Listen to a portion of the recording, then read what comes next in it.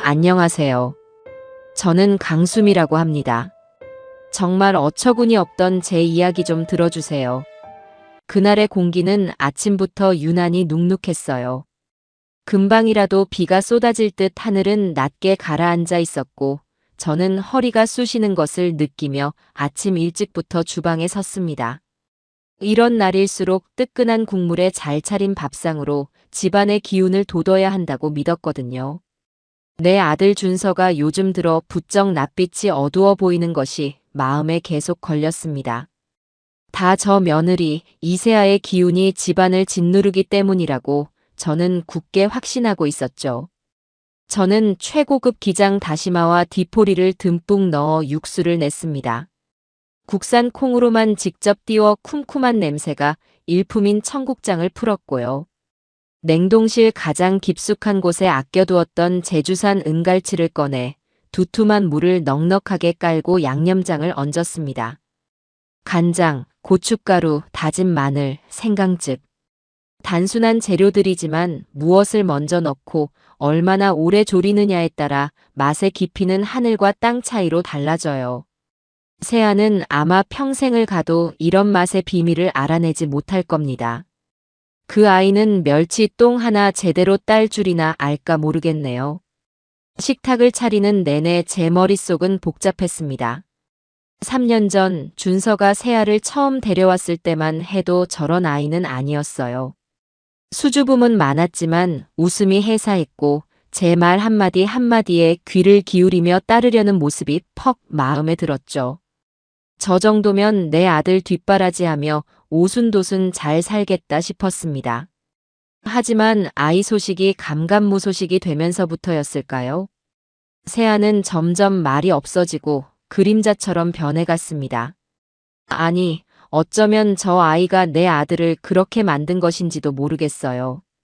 활달하고 자신감 넘치던 준서가 결혼 후에 오히려 더 예민해지고 수척해졌으니까요. 저녁 시간이 되어 세 식구가 식탁에 둘러앉았습니다. 제가 닦아 윤이 반질반질 나는 은수저와 정갈하게 놓인 반찬들.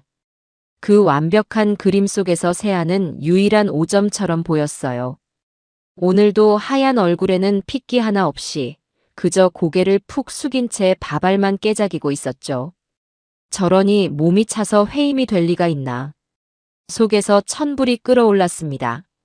저는 보란듯이 갈치의 가장 두툼하고 부드러운 가운데 토막을 집었습니다. 하얀 속살이 탐스러운 그것을 아들 준서의 밥그릇 위에 소중히 올려주었어요. 준서야, 많이 먹어라. 이게 다 살이 되고 힘이 되는 거란다. 요즘 통 기운이 없어 보여서 애미 속이 다 상한다, 정말. 제 말의 날카로운 끝이 누구를 향하는지 이 좁은 식탁에 앉은 사람이라면 모를 리 없었습니다. 아들 준서는 잠시 젓가락을 멈칫했어요. 그 짧은 순간 아들의 얼굴에 곤혹스러운 표정이 스쳐 지나가는 것을 저는 놓치지 않았습니다. 하지만 준서는 이내 아무렇지 않은 척 갈치살을 발라 입으로 가져갔어요. 늘 그랬듯이 제 아들은 제 편이었으니까요. 문제는 그 맞은편이었습니다. 세아는 제 말이 비수가 되어 날아갔음에도 아무런 반응 없이 그저 고개를 더욱 깊이 숙일 뿐이었어요. 저런 무기력한 태도가 저를 더 화나게 만들었습니다. 차라리 억울하다고 대들기라도 하면 속이나 시원할 텐데요. 저는 기어이 참지 못하고 쐐기를 박았습니다. 하기야 애도 못 갖는 애가 남자 건강 챙기는 법을 알 턱이 있나. 안사돈께서는 대체 뭘 가르치셨는지 모르겠네. 여자 구실의 기본도 못하는데 우리 집안대가 끊기게 생겼으니. 쨍그랑. 세아의 젓가락이 사기 그릇에 부딪히며 거슬리는 소음을 냈습니다. 그 아이의 어깨가 눈에 띄게 파르르 떨리는 것이 보였지만 저는 조금도 개의치 않았어요. 이건 훈계입니다. 이 집안의 며느리로서 마땅히 감당해야 할 책임에 대한 꾸짖음이었죠.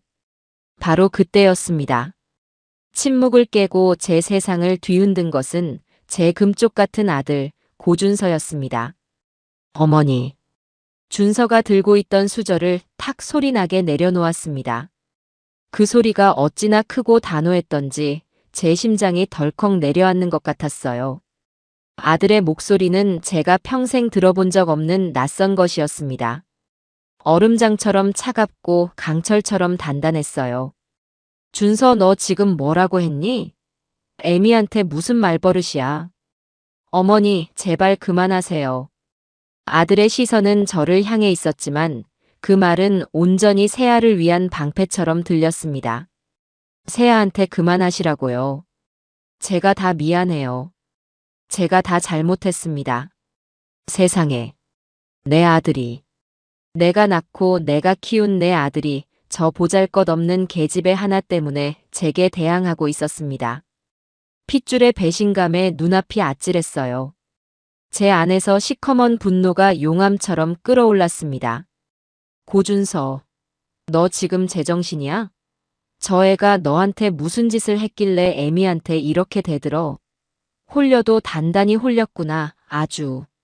어머니. 아들의 목소리가 버럭, 언성으로 높아졌습니다.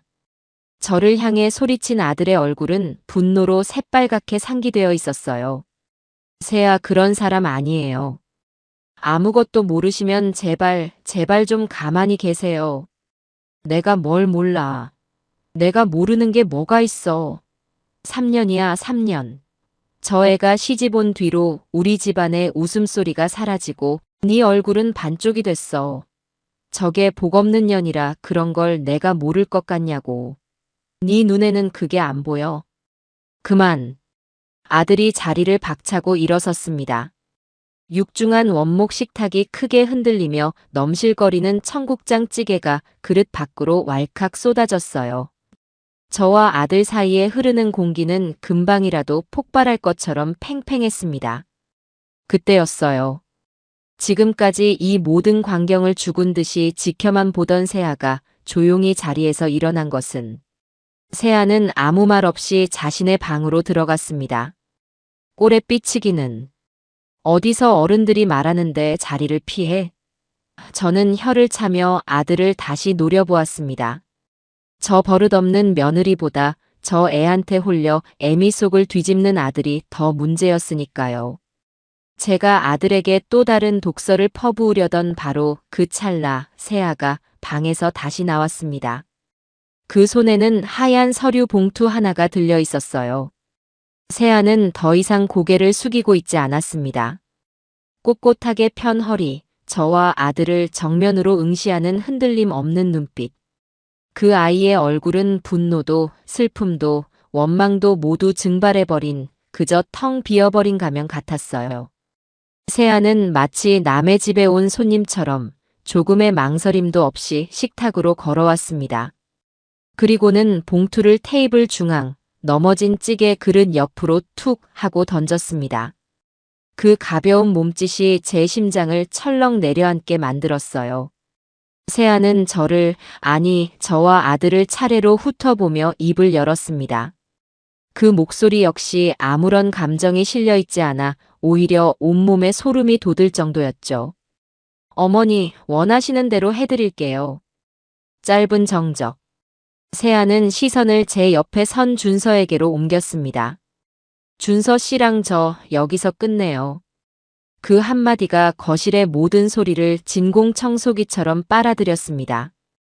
아들의 거친 숨소리도 제 심장이 경종을 울리는 소리도 일순간 사라졌어요. 세아는 그 말을 끝으로 미련 없이 뒤를 돌았습니다. 현관으로 향하는 그 작은 등은 조금의 망설임도 없어 보였어요. 너 지금 뭐 하는 짓이야? 당장 서지 못해. 제가 악에 받쳐 소리쳤지만 세아는 돌아보지 않았습니다. 현관문 손잡이를 잡고 단 한순간 멈칫하는가 싶더니 이내 문을 열고 밖으로 자신을 던져버렸어요. 쾅 하고 문을 닫는 무례함도 없었습니다. 그저 딸칵 하고 문이 잠기는 기계적인 소리가 제 고막을 찢을 듯이 크게 울려 퍼졌습니다. 폭풍이 휩쓸고 간 거실에는 저와 아들, 단둘만이 섬처럼 남겨졌습니다. 아들은 넋이 나간 사람처럼 닫힌 현관문을 바라보고 있었고 제 시선은 식탁 위에 놓인 저 오만한 하얀 봉투에 고정되었어요. 감히 저 미천한 것이 이 집안의 기둥인 내 아들을 버리고 나가. 그것도 이혼 서류를 내 면전에 던져놓고 치욕과 분노로 온몸이 부들부들 떨렸습니다. 그래, 잘됐다. 차라리 잘된 일이야. 위자료 한 푼 안 주고 내쫓을 수 있는 꼬투리만 잡으면 돼. 저는 비릿한 승리감에 휩싸여 거칠게 봉투를 향해 손을 뻗었습니다.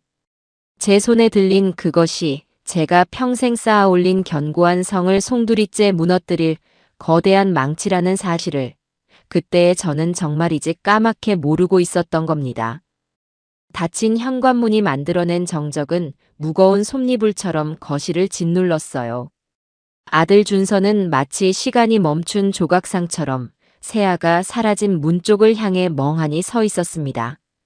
방금 전까지 저와 아들이 내뱉었던 고성과 분노가 거짓말처럼 공기 중에 흩어지고 그 자리에는 서늘한 패배감만이 남았죠. 식탁 위에는 값비싼 재료로 정성껏 차린 저녁상이 싸늘하게 식어가고 있었습니다. 넘어진 찌개 그릇에서 흘러나온 국물이 식탁보를 흉하게 적시는 모습이 꼭 지금의 우리 가족 꼴 같다는 생각이 들었어요. 제 시선은 오직 식탁 중앙에 놓인 하얀 봉투, 저 오만의 증거물에 고정되어 있었습니다. 감히 일개 며느리 주제에 그것도 아이 하나 낳지 못해 쫓겨날 판인 애가 감히 이혼 서류를 먼저 내밀어. 분노가 다시 머리끝까지 치밀어 올랐어요. 그래, 잘됐다. 어차피 정리해야 할 관계였어. 저 애가 제 발로 나갔으니 일은 더 쉬워졌지. 위자료 한 푼도 줄 수 없다고 버티면 그만이야. 아니, 오히려 우리 준서의 지난 3년에 대한 보상을 받아내야 마땅했습니다. 저는 그 아이의 파렴치한 요구가 적힌 종이 쪼가리를 확인하고 어떻게 박살을 내줄지 계획을 세우기 위해 봉투로 손을 뻗었습니다. 봉투는 의외로 묵직했어요. 단순한 이혼 합의서만 들어있는 무게가 아니었죠. 저는 일말의 망설임도 없이 거칠게 봉투를 뜯었습니다. 가장 위에는 예상했던 대로 이혼 서류가 있었어요. 이혼 확인 신청서. 저는 코웃음을 치며 종이를 넘겼습니다. 재산 분할 청구 내역을 확인하고 싶었거든요. 분명 말도 안 되는 액수를 적어놨을 거라 확신했습니다. 그런데 이상했어요. 재산 분할이나 위자료를 요구하는 항목은 모두 비어 있었거든요. 새아는 그저 이혼을 원한다는 의사표시 외에 아무것도 요구하지 않았습니다. 뭐지? 일단 이혼부터 하고 나중에 소송이라도 걸려는 속셈인가? 제 머릿속이 빠르게 회전하며 다가올 법적 다툼에 대비하기 시작했어요. 그때 이혼 서류 밑에 깔린 다른 종이들이 눈에 들어왔습니다. 병원 로고가 선명하게 박힌 차갑고 생경한 서류들이었어요. 저는 미간을 짚었습니다. 이제 와서 병원비를 내달라는 건가? 어디까지 뻔뻔한 애야? 혀를 차며 가장 위에 있는 서류를 집어들었습니다. 환자 정보란은 비어 있었고 복잡한 의학 용어들 사이로 유독 한 단어가 제 눈을 사로잡았어요. 남성 불임 최종 진단서. 저는 순간 숨을 멈췄습니다. 남성 불임? 이걸 왜 나한테? 새아가 혹시 바깥에서 다른 남자를 만나기라도 한 건가? 그래서 그 남자의 불임 진단서라도 가져와서 자신은 결백하다고 주장이라도 하려는 건가? 말도 안 되는 상상이 꼬리를 물었어요. 혼란스러운 마음으로 서류를 다시 꼼꼼히 살폈습니다. 그리고 환자 정보란에 적힌 이름을 확인하는 순간 제 세상의 시간이 멈췄습니다. 환자명 고준서. 제 눈을 의심했어요. 아니, 이건 말도 안 돼요. 내 아들일 리가 없었습니다. 분명 동명이인일 거야. 아니면 저 독한 애가 돈을 주고 서류를 위조한 게 틀림없어요. 어떻게든 이 결혼의 파탄 책임이 자신에게 없다고 주장하기 위해서. 저는 종이를 든 손을 부들부들 떨며 주민등록번호를 확인했습니다. 아들의 생년월일, 그리고 뒷자리 숫자까지. 틀림없는 제 아들 고준서였습니다. 아니야, 이건 거짓말이야. 머릿속이 하얗게 비어버리는 것 같았습니다. 그러다 문득 뇌리를 스치는 기억의 파편이 있었습니다. 작년 봄이었을 거예요. 저는 세아의 팔을 잡아 끌다시피 해서 강남에서 제일 유명하다는 불임 전문 병원으로 향했습니다. 세아는 끝까지 안 가겠다고 버텼지만 제가 거의 협박을 했었죠. 네 몸에 무슨 문제라도 있으면 빨리 알아내서 치료를 해야 할 거 아니야. 이게 창피한 일이니? 우리 집안대를 잇는 게 네 의무인데 그 의무를 다하기 위해 노력이라도 해야지. 병원 복도에 앉아있던 세아의 얼굴은 백지장처럼 하얗게 질려 있었습니다. 그때 저는 그 표정이 창피함과 수치심 때문이라고 생각했어요. 하지만 아니었습니다. 그 아이는 모든 진실을 알고 있었던 거예요. 제 아들의 비밀을, 그 치부를 지켜주기 위해 저의 그 모진 말들을, 그 날카로운 시선들을 온몸으로 받아내고 있었던 겁니다. 저는 제 아들을 지키고 있던 보살의 등 뒤에 칼을 꽂고 있었던 거예요. 어머니 괜찮으세요? 넋이 나간 저를 보며 준서가 다가왔습니다. 하지만 저는 아들의 목소리가 들리지 않았어요. 다리가 풀려 휘청거리다 식탁 모서리에 옆구리를 세게 부딪혔습니다. 손에 들고 있던 서류들이 와르르 바닥으로 쏟아졌어요. 그중 한 장이 제 발치에 떨어졌습니다. 또 다른 병원 서류였어요. 저는 홀린 사람처럼 허리를 숙여 그 종이를 집어들었습니다. 만성 신부전증 최종 진단. 이번에도 환자 이름은 고준서. 세상이 빙글빙글 돌기 시작했어요. 만성 신부전증. TV 드라마에서나 보던 평생 투석을 해야 하거나 신장 이식을 받아야만 살 수 있다는 그 무서운 병. 내 아들이, 내 금쪽 같은 아들이 그런 병을 앓고 있었다고요? 언제부터? 왜 나만 몰랐던 거지? 또다시 기억이 저를 핥히었습니다. 최근 몇 달간 준서는 눈에 띄게 피곤해 보였어요. 주말이면 잠만 잤고 얼굴은 푸석했으며 눈 밑에는 늘 검은 그림자가 드리워져 있었죠. 저는 그 모든 것을 세아 탓으로 돌렸습니다. 그날 아침에도 저는 세아에게 쏘아붙였어요. 네가 밤마다 남편 기운을 다 뺏어가는구나. 그러니 애가 저렇게 비실비실하지. 아침밥이라도 제대로 챙겨 먹여서 회사 보내야 할 거 아니야. 그 말을 들었을 때 세아의 심정은 어땠을까요? 남편의 병을 알면서도 시어머니의 모진 구박을 들어야 했던 그 심정은. 제가 뱉어낸 모든 말들은 사실 제 아들에게, 그리고 그 아들을 지키려던 며느리에게 던지는 돌팔매질이었던 겁니다. 저는 제 자식의 가슴에 매일같이 못을 박는 어미였어요. 목구멍에서 기괴한 소리가 새어나왔습니다. 눈물도 나오지 않았어요. 너무 큰 충격은 눈물마저 얼어붙게 만든다는 걸 그때 처음 알았습니다. 바닥에는 아직 서류 한 장이 더 남아 있었어요. 하얀 종이 위에 검은 글씨. 그것은 제게 내려진 사형 선고문과도 같았습니다. 장기 기증 동의서. 저는 기어가는 자세로 그 서류에 손을 뻗었습니다. 손끝이 제 의지와 상관없이 사시나무처럼 떨렸어요. 기증자 성명 이세아. 수혜자 성명 고준서. 기증 장기 신장 좌측. 순간 제 심장이 쿵 하고 바닥 가장 깊은 곳으로 떨어지는 것 같았습니다. 그리고는 산산조각이 나버렸어요. 이혼, 불임, 신부전증. 그리고 장기 기증. 흩어져 있던 퍼즐 조각들이 마침내 하나의 끔찍한 그림으로 완성되는 순간이었습니다. 세아가 저에게 던진 것은 이혼 서류가 아니었어요.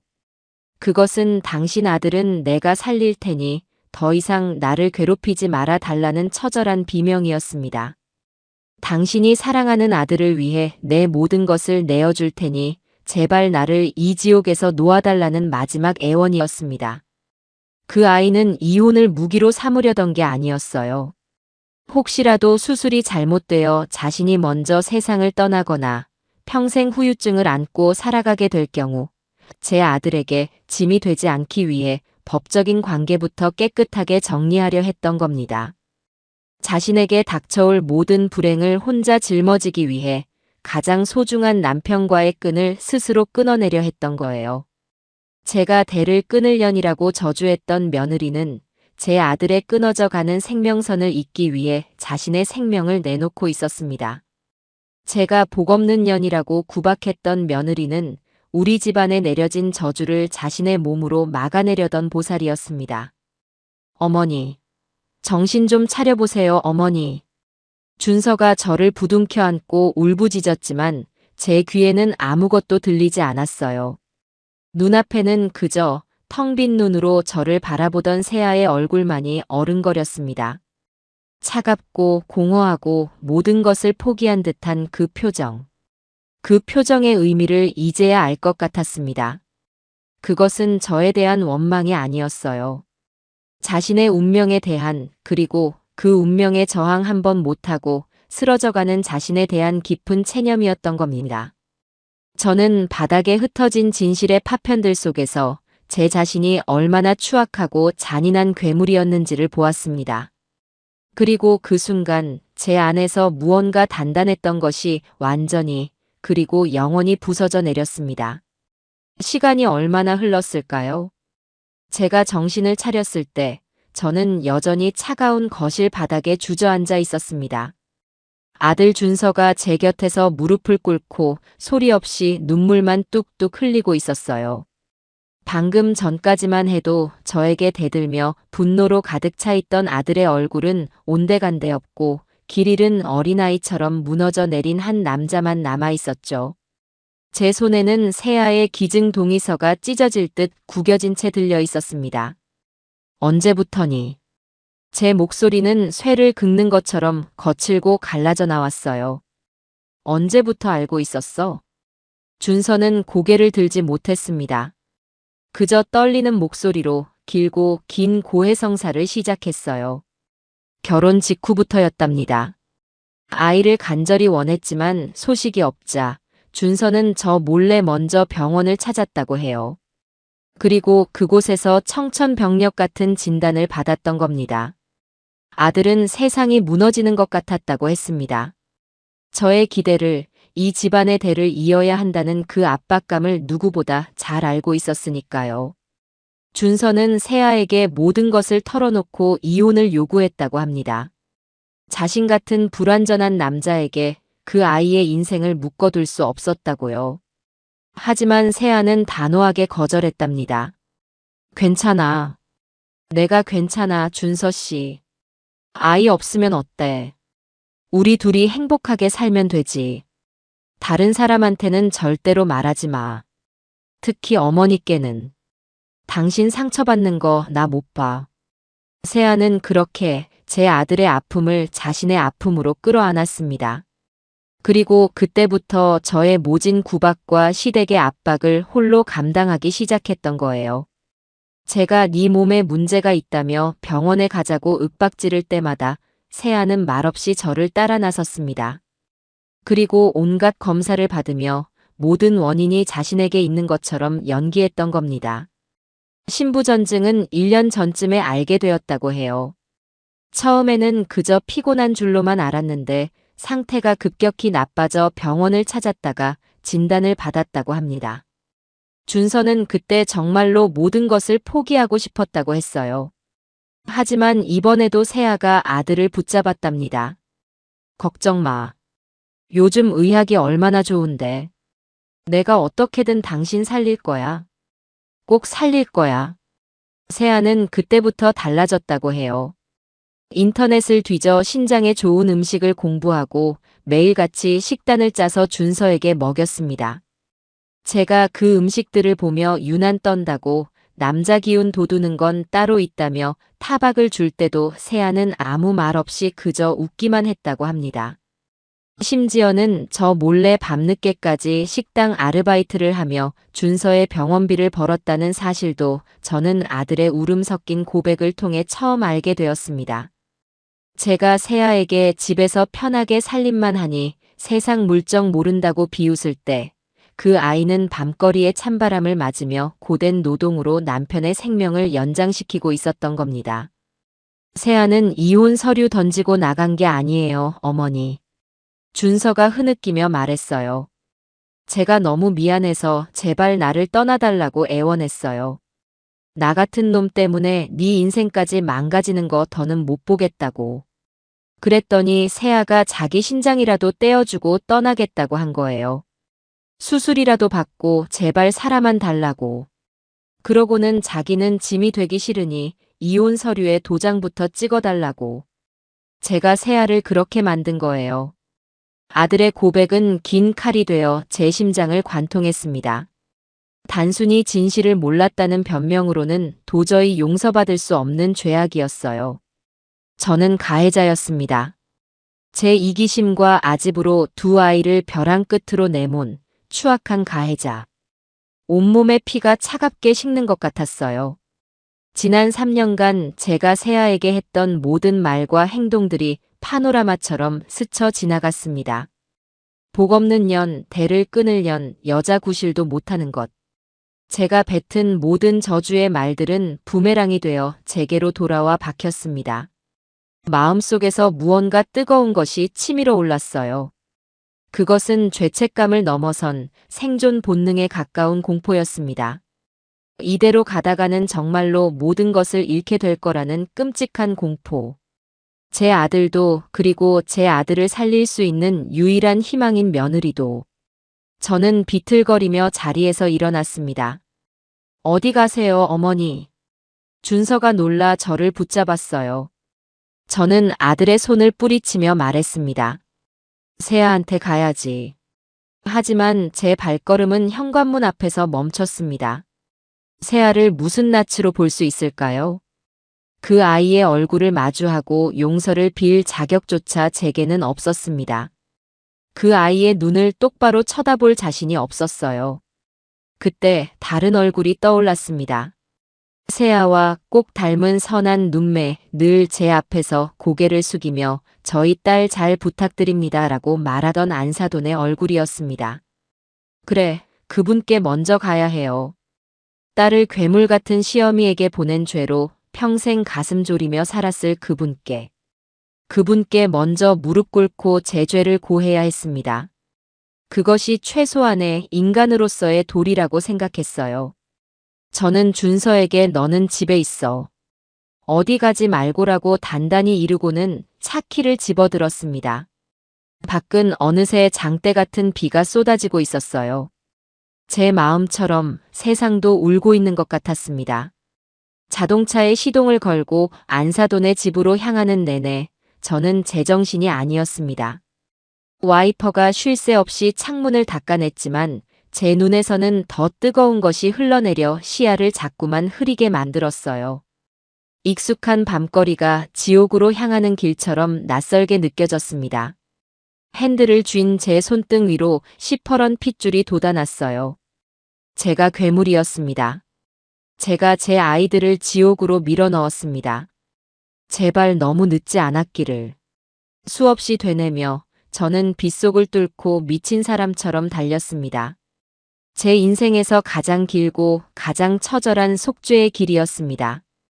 자동차의 와이퍼는 빗속의 망령처럼 쉴 새 없이 좌우로 움직였지만 제 눈앞의 세상은 끝없이 번지고 일그러졌어요.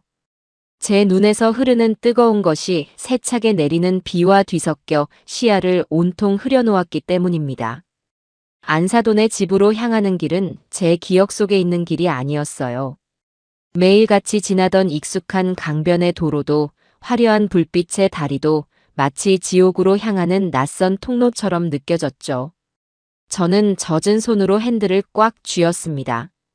손등 위로 시퍼런 핏줄이 툭툭 붉어져 나왔어요. 제 안에 흐르는 피가 이렇게 차갑고 더러운 것이었나 하는 생각이 들었습니다. 얼마나 달렸을까요? 내비게이션은 목적지 주변이라며 안내를 종료했고 저는 비좁은 골목길로 차를 몰았습니다. 제가 사는 세상과는 완전히 다른 세상이었어요. 빗물에 쓸려 나온 쓰레기 봉투들이 길 한쪽에 나뒹굴고 있었고 낡은 빌라의 벽에는 거미줄 같은 균열이 가득했습니다. 헤드라이트 불빛에 놀란 길고양이 한 마리가 날쌔게 어둠 속으로 사라졌죠. 저는 그 풍경 한가운데에 값비싼 외제차와 함께 불시착한 이방인이었습니다. 제 딸 같은 며느리 세아가 바로 이런 곳에서 나고 자랐다는 사실이 새삼 심장을 후벼 팠어요. 그 아이가 우리 집에 시집와서 처음 느꼈을 위축감과 이질감을 저는 단 한 번도 헤아려 보려 하지 않았습니다. 빌라 입구에는 녹슨 철문이 위태롭게 달려 있었고 그 안은 어둡고 눅눅한 공기로 가득했어요. 퀴퀴한 곰팡이 냄새와 정체를 알 수 없는 음식물 쓰레기 냄새가 뒤섞여 숨을 턱 막히게 만들었죠.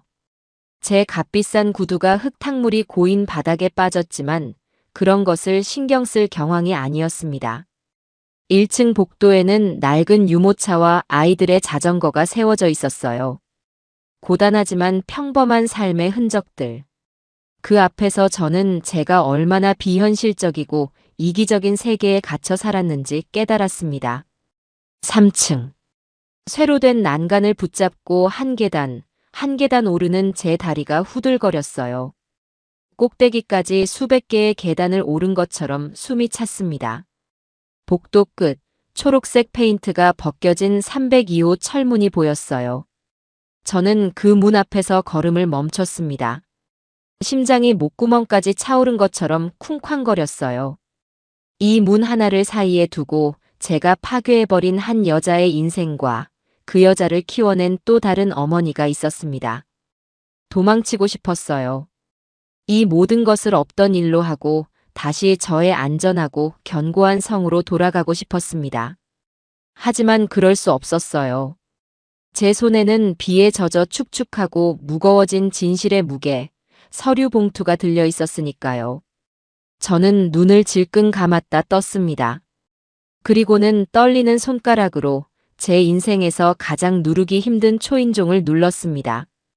안에서 한참 동안 아무런 기척이 없었어요. 그러다 누구세요? 하는 경계심 가득한 목소리가 들려왔습니다. 안사돈의 목소리였어요. 저는 차마 대답하지 못하고 마른 침만 꿀꺽 삼켰습니다. 누구시냐니까요. 다시 한번 들려오는 목소리에 저는 간신히 입을 열었습니다. 사부인 저예요. 제 목소리를 확인한 순간 문 안쪽의 공기가 순간적으로 얼어붙는 것이 느껴졌어요. 잠시 후 삐걱이는 소리와 함께 굳게 닫혔던 철문이 열렸습니다. 편한 몸빼 바지 차림에 머리를 대충 틀어 올린 안사도는 비를 쫄딱 맞은 채 악귀 같은 몰골로 서 있는 저를 보고는 그 자리에서 돌처럼 굳어버렸죠. 그 눈에는 단순한 당혹감을 넘어선 불길한 예감이 가득했습니다. 사부인. 아니, 이 밤중에 어쩐 일이십니까? 안사돈의 목소리는 제 예상보다 훨씬 더 차갑고 날카로웠어요. 저를 집 안으로 들이려는 기색은 조금도 없었습니다. 오히려 온몸으로 문을 막아서며 제가 안으로 발을 들여놓는 것을 경계하는 듯 보였죠. 세아한테 무슨 일이라도 있습니까? 안사돈의 목소리가 가늘게 떨렸어요. 아니, 무슨 일이 있으니 저를 찾아오셨겠지요. 우리 세아 잘못됐습니까? 어미의 본능은 무서웠습니다. 안사돈은 이미 최악의 상황을 그리고 있는 듯 보였어요. 저는 고개를 가로저었습니다. 아니라고 세아는 무사하다고 말해야 하는데 목구멍에 커다란 돌덩이가 걸린 것처럼 아무 말도 나오지 않았어요. 그저 제 손에 든 비에 젖어 흉하게 쭈그러든 서류 봉투를 부적처럼 꽉 쥘 뿐이었죠. 그리고 저는 제 남은 인생의 모든 자존심과 오만을 버리고 제 평생 단 한 번도 상상해 본 적 없는 행동을 했습니다. 저는 그 자리에서 안사돈의 발치에 그대로 무릎을 꿇었습니다. 쿵 하는 소리와 함께 제 무릎이 차갑고 더러운 시멘트 바닥에 닿았어요. 제가 아끼던 값비싼 실크 스커트가 흙탕물에 젖어드는 것도 무릎뼈를 애는 듯한 통증도 느껴지지 않았습니다. 오직 제 앞에 선 저 여인에게 제가 저지른 죄의 무게를 어떻게든 보여주고 싶다는 생각뿐이었어요. 사부인. 아니, 이게 무슨 짓이에요? 왜 이러세요? 일어나세요, 어서. 안사도는 기겁하며 뒷걸음질 쳤어요. 저를 일으키려 제 팔을 잡아 끌었지만 저는 땅에 뿌리라도 박은 것처럼 움직이지 않았습니다. 일어나서는 안 됐어요. 저는 이 자리에서, 이 지옥 같은 복도에서, 이 위대한 어머니의 발치에서 남은 생을 심판받아야 했습니다. 저는 울면서 제가 들고 온 서류들을 마치 죄의 증거물처럼 안사돈에게 내밀었습니다. 사부인 제가 죽을 죄를 지었습니다. 제 입에서 터져나온 것은 논리정연한 사과가 아닌 뒤죽박죽 섞인 오열과 고해성사였습니다. 제가 괴물이었습니다, 사부인. 제가 세아한테 무슨 짓을 했는지 제발 이것 좀 봐주세요. 그리고 저를 마음껏 벌해주세요. 안사도는 망설이다. 결국 떨리는 손으로 서류를 받아들었습니다. 그리고 좁은 복도를 희미하게 비추는 백열등 아래에서 한 장 한 장 종이를 넘기기 시작했어요. 처음에는 의아해하던 안사돈의 얼굴이 제 아들의 불임 진단서를 확인하는 순간부터 급격히 하얗게 굳어갔습니다. 그리고 만성 신부전증 진단서. 마지막으로 세아의 장기 기증 동의서를 확인하는 순간 안사돈의 손에서 서류들이 힘없이 후두둑 바닥으로 떨어졌습니다. 내 딸, 불쌍한 내 딸. 안사돈의 입에서 터져나온 것은 저에 대한 분노가 아니었어요. 딸의 길고 외로웠던 고통을 이제야 알아버린 어미의 피를 토하는 듯한 슬픔이었습니다. 안사돈은 복도 벽에 위태롭게 몸을 기댄 채 그 자리에 주저앉아 소리도 내지 못하고 어깨만 격하게 들썩이며 울기 시작했습니다. 그 모습에 제 심장은 갈갈이 찢어지는 것 같았어요. 제 이기심이 이 선량한 어머니에게까지 얼마나 큰 상처를 주었는지 저는 비로소 똑똑히 보았습니다. 한참을 그렇게 울던 안사돈이 이내 번쩍 고개를 들었어요. 핏발이 선 그 눈에는 슬픔 대신 활화산처럼 이글거리는 분노가 타오르고 있었습니다. 그 분노는 칼날이 되어 온전히 저를 향했어요. 당신이었어. 내 딸을 이렇게 만든 게 바로 당신이었어. 안사돈은 제게 짐승처럼 달려들어 주먹으로 제 어깨와 등을 마구 때리기 시작했습니다. 내 딸이 시집가서 웃음을 잃어버린 게 당신 때문이었고 올 때마다 비쩍비쩍 말라가던 게 다 당신 때문이었어. 전화할 때마다 목소리에 힘이 없던 게 그게 다 당신 때문이었어. 이 악마 같은 여자야. 내 딸 살려내. 내 순하고 착한 딸 다시 원래대로 돌려내란 말이야. 안사돈의 울부짖음은 좁고 긴 복도를 가득 메우고도 남아 층계를 타고 울려 퍼졌습니다. 저는 아무런 저항도 변명도 하지 않았어요. 그 매가, 그 원망이 너무나 당연하다고 생각했습니다. 그 주먹은 안사돈의 것이 아니라 지난 3년간 세아가 홀로 흘렸을 눈물이 뭉쳐진 것이라 여겼어요. 차라리 저를 때려서라도 저를 죽여서라도 안사돈의 화가 풀릴 수만 있다면 얼마든지 맞을 수 있었습니다. 얼마나 지났을까요? 제 어깨를 사정없이 내리치던 안사돈의 주먹이 점차 힘을 잃고 스르르 떨어졌습니다. 분노의 폭풍이 지나간 자리에 다시 깊이를 알 수 없는 탈진과 슬픔이 찾아온 것이죠. 안사돈은 헐떡이며 저를 내려다보았습니다. 그리고는 제 모습을 무릎을 꿇고 눈물과 콧물, 빗물로 범벅이 된 채 용서를 비는 제 참혹한 모습을 한참 동안, 정말 아주 한참 동안 바라보았어요. 그때였습니다. 기적 같은 일이 일어난 것은 안사돈이 저를 향해 거칠고 상처투성이인 손을 내밀었습니다. 일어나세요. 그 목소리에는 더 이상 분노가 실려있지 않았어요. 모든 것이 불타버리고 재만 남은 황무지처럼 공허하고 고요한 음성이었습니다. 일어나시라고요, 사부인. 저는 안사돈의 말을 이해할 수 없다는 듯 그저 멍하니 올려다보았습니다. 우세요. 저도 울었고 사부인도 울었으니 됐어요. 실컷 울고 그리고 정신 차리세요. 지금은 우리가 이렇게 주저앉아 울고 있을 때가 아닙니다. 안사돈은 제 손을 강하게 잡아 거의 반강제로 저를 일으켜 세웠습니다. 그리고 바닥에 흩어진 서류들을 다시 한 장 한 장 주워 제게 쥐어주며 말했어요. 그 한마디가 제 남은 인생을 지탱할 버팀목이 되어 주었습니다. 우리 아이들 살려야지요. 그 한마디에 저는 무너져 내린 제 세상 속에서 희미하게 깜빡이는 한 줄기 빛을 보았습니다. 그것은 용서가 아니었어요. 용서를 넘어선 자식을 살리려는 또 다른 어미의 처절하고도 위대한 의지였습니다. 안사돈은 저를 원망하고 미워하는 것보다 제 딸과 사위를 살리는 것이 먼저라고 자신의 온몸으로 말하고 있었던 겁니다. 저는 그 순간 깨달았습니다. 우리의 길고 지리했던 전쟁은 끝났다고. 그리고 이제부터는 두 아이의 생명을 구하기 위한 세상에서 가장 위태롭고도 절박한 동맹이 시작되어야 한다는 것을. 저는 안사돈의 손을 마주잡고 미친 사람처럼 고개를 끄덕였습니다. 안사돈은 저를 잠시 바라보더니 작게 한숨을 쉬고는 현관문을 활짝 열었습니다. 그리고 제 팔을 끌어 집 안으로 들였어요. 차갑고 어두운 복도에서 작지만 온기가 있는 집 안으로. 그것은 저희 두 어머니의 처절한 연대가 시작되었음을 알리는 작지만 위대한 첫걸음이었습니다. 안사돈의 손에 이끌려 들어간 집은 작고 낡았지만 그분의 성품처럼 정갈하고 반듯했어요. 현관에 들어서자마자 구수한 된장과 마른 나물 냄새가 섞여 코끝을 스쳤습니다.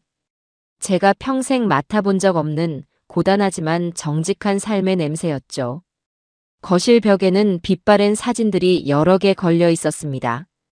까까머리 남자아이와 양갈래로 머리를 따은 여자아이가 환하게 웃고 있는 흑백 사진, 그리고 교복을 입고 수줍게 서 있는 세아의 모습. 사진 속의 세아는 제가 아는 세아와는 다른 아이였어요. 웃음이 많고 눈빛은 총명했으며 세상에 어떤 그늘도 모르는 듯한 얼굴이었습니다. 저 해맑은 아이를 제가 지난 3년간 무표정한 그림자로 만들어버린 겁니다. 우선 좀 앉으세요. 젖은 옷부터 갈아입으셔야지 그러다 큰일 납니다. 안사돈은 제게 낡은 소파를 가리키며 말했어요. 그리고는 장롱으로 가더니 자신의 몸빼 바지와 낡은 스웨터를 꺼내 제게 건넸습니다. 저는 차마 그걸 받아들 수가 없었어요. 평생을 최고급 실크와 캐시미어만 걸치고 살았던 제가 감히 어떻게 이분의 옷에 몸을 넣을 수 있겠어요. 제 망설임을 읽었는지 안사돈은 한숨을 쉬며 말했습니다. 지금 사부인이나 저나 찬밥 더운 밥 가릴 처지가 아닙니다. 제 딸 자식이 몸에서 가장 귀한 걸 떼어내 남의 자식 살리겠다는데 이깟 옷이 대수겠어요. 어서요. 그 목소리에는 거부할 수 없는 힘이 있었습니다. 저는 얌전히 옷을 받아들고 안사돈이 가리키는 작은 방으로 들어가 문을 닫았습니다. 축축하게 젖은 제 값비싼 옷들을 벗어내는 행위는 마치 제 허울뿐인 인생을 벗어던지는 것처럼 느껴졌어요. 안사돈의 낡은 옷에서는 햇볕에 잘 마른 비누 냄새가 났습니다. 그 소박하고 따뜻한 냄새에 저는 또다시 눈물이 터져 나왔습니다. 옷을 갈아입고 거실로 나오자 안사돈은 뜨거운 보리차 2잔을 타서 탁자 위에 놓고 저를 기다리고 있었어요. 우리는 한참 동안 아무 말 없이 그저 찻잔에서 피어오르는 김만 바라보았습니다. 어색하고 무거운 침묵을 먼저 깬 것은 안사돈이었죠. 준서 아니, 고 서방은 언제부터 아팠답니까? 저는 차마 안사돈의 얼굴을 보지 못하고 제가 아들에게서 들었던 모든 이야기를 마치 죄를 고해하듯 털어놓기 시작했습니다. 준서가 결혼 직후부터 자신의 병을 앓았다는 것, 세아에게 이혼을 요구했지만 세아가 거절했다는 것, 그리고 지난 3년간 저의 모진 구박을 세아가 어떻게 홀로 감당해 왔는지. 제 이야기가 길어질수록 안사돈의 숨소리는 점점 더 거칠어졌습니다. 그래서 앞으로 어쩔 셈이세요, 사부인. 이야기가 끝나자 안사돈이 물었어요. 그 질문에는 원망보다 앞으로의 일을 해결하려는 현실적인 의지가 담겨 있었습니다. 제가 어떻게든 하겠습니다. 제 모든 걸 팔아서라도 준서와 세아, 두 아이 모두 살려내겠습니다. 그러니 제발 저를. 사부인. 안사돈이 제 말을 잘랐습니다. 지금 제게 필요한 건 사부인의 재산이나 다짐이 아니에요. 지금 우리에게 가장 먼저 필요한 건 세아 그 아이의 마음을 돌리는 겁니다. 그리고는 안사돈은 전화기를 들었어요. 제 심장이 쿵 내려앉았습니다. 올 것이 왔다는 생각에 온몸이 굳어갔죠. 안사돈은 잠시 망설이다 익숙하게 번호를 누르고는 스피커폰 버튼을 켰습니다. 저더러 들으라는 무언의 압박이었어요. 몇 번의 신호음이 가고 잠결에 막 깬 듯한 세아의 목소리가 들려왔습니다. 여보세요, 엄마. 딸 엄마야. 자고 있었니? 응, 무슨 일이야, 이 시간에. 놀라지 말고 들어. 지금 네 시어머니가 여기 와 계셔. 전화기 저편에서 순간 숨막히는 정적이 흘렀습니다. 세아가 얼마나 놀랐을지 그 심정이 고스란히 전해져 오는 것 같았어요. 뭐라고? 거길 왜? 아니, 엄마. 당장 보내. 그 사람이랑 할 얘기 없으니까. 세아의 목소리는 차갑고 단호했습니다. 응, 다 알고 계셔. 서류 엄마가 다 봤다. 안사돈의 말에 세아는 한동안 아무 말이 없었어요. 전화기 너머로 희미하게 흐느끼는 소리가 들려오는 듯 했습니다. 그러니까 그냥 조용히 끝내게 해달라고 했잖아. 왜 일을 이렇게 만들어, 엄마는. 세아야. 네가 와야겠다. 와서 네 입으로 직접 말해. 정말로 이혼을 원하는 건지, 네 시어미와 남편을 다시는 안 볼 생각인 건지. 엄마는 네가 네 입으로 직접 말하기 전까지는 아무것도 못 믿겠다. 안사돈의 목소리는 단호했어요. 그것은 딸을 향한 애원이자 마지막 설득이었습니다. 전화는 그렇게 끊겼습니다. 그 후로 1시간가량 우리는 망부석처럼 앉아 세아를 기다렸습니다. 그 시간은 제 인생에서 가장 길고 고통스러운 시간이었어요. 째깍째깍 벽에 걸린 낡은 괴종시계 소리가 제 심장을 조여오는 것 같았습니다. 저는 세아가 오지 않을지도 모른다고 생각했어요. 저라는 존재가 너무나 끔찍해서 같은 공간에서 숨 쉬는 것조차 거부할지도 모른다고요. 바로 그때 현관문 비밀번호를 누르는 소리가 들렸고 곧이어 문이 열렸습니다. 쏟아지는 비를 그대로 맞았는지 머리카락과 옷이 흠뻑 젖은 세아가 서 있었어요. 그 아이는 저를 발견하고는 그 자리에 얼어붙었습니다. 얼굴은 핏기 하나 없이 창백했고 두 눈은 저에 대한 깊은 불신과 경멸로 가득 차 있었죠. 그 눈빛을 마주하는 순간 저는 차라리 죽는 게 낫겠다는 생각을 했습니다. 세아야. 제가 떨리는 목소리로 아이의 이름을 불렀습니다. 그리고 자리에서 일어나 그 아이에게 다가가려 했어요. 사죄하고 싶었습니다. 무릎이라도 다시 꿇고 손이라도 붙잡고 제가 얼마나 끔찍한 괴물이었는지 고백하고 싶었어요. 하지만 세아는 차갑게 손을 들어 제 접근을 막았습니다. 오지 마세요. 그 목소리는 얼음 송곳처럼 제 가슴을 꿰뚫었습니다. 어머니께 무슨 말을 듣고 오셨는지는 모르겠지만 제 결정은 변하지 않아요. 세아는 저를 지나쳐 안사돈의 곁으로 갔습니다. 그리고는 저를 단 한 번도 돌아보지 않은 채 오직 자신의 어머니에게만 말했어요. 엄마, 걱정하지 마. 나 괜찮아. 그냥 이건 내가 선택한 거야. 그리고는 저를 향해 마치 업무적인 보고를 하듯 말했습니다. 지금은 어머님과 감정적인 대화를 나눌 때가 아닌 것 같습니다. 당장 내일 아침에 병원부터 예약해서 준서 씨와 재수술 가능 여부와 일정을 잡는 게 먼저예요. 세아야, 내가 정말 미안하다. 내가 죽을 죄를. 어머님. 세아가 다시 한번 제 말을 잘랐습니다. 그 눈에는 이제 어떤 감정도 남아있지 않았어요. 어머님의 사과는 나중에 듣겠습니다. 수술이 다 끝나고 준서 씨가 건강을 되찾은 후에 그때 가서도 제 마음이 변하지 않는다면요. 그 말은 제게 내려진 가장 잔인한 형벌이었습니다. 용서받을 기회조차 유예된 채 저는 그저 죄인의 신분으로 며느리의 처분만을 기다려야 했어요. 세아는 제게 어떤 감정적인 위로도 화해의 제스처도 허락하지 않았습니다. 오직 고준서의 수술이라는 단 하나의 차갑고 현실적인 목표만을 제시할 뿐이었죠. 그날 밤 우리 세 사람은 한 공간에 있었지만 사실상 각자의 섬에 고립되어 있었습니다. 그 어떤 대화도 위로도 없는 오직 끓어오르는 불안과 죄책감, 그리고 차가운 결심만이 가득한 밤이었습니다. 신뢰가 무너진 자리에 남은 것은 이 기나긴 고통을 끝내야 한다는 위태로운 공동의 목표뿐이었어요. 다음 날 아침, 우리는 마치 전쟁을 앞둔 군인들처럼 일사불란하게 움직였습니다. 밤새 한숨도 자지 못해 눈은 퉁퉁 부었고 얼굴은 말이 아니었지만 누구 하나 힘든 내색을 하지 않았어요. 안사돈이 새벽부터 끓여준 누룽지로 아침을 때우고 저는 곧바로 대학병원에 연락해 제 이름으로 가장 빠른 진료 예약을 잡았습니다. 병원 측에서는 제 이름을 듣더니 VIP 대기 명단에 올려 가장 실력 있는 신장 이식팀에 연결해 주었죠. 제가 평생 쌓아온 사회적 지위와 인맥이 이런 식으로 쓰이게 될 줄은 꿈에도 몰랐습니다. 며칠 후 우리는 병원 상담실에 나란히 앉아 있었습니다. 저와 안사돈, 그리고 준서와 세아. 네 사람이었죠.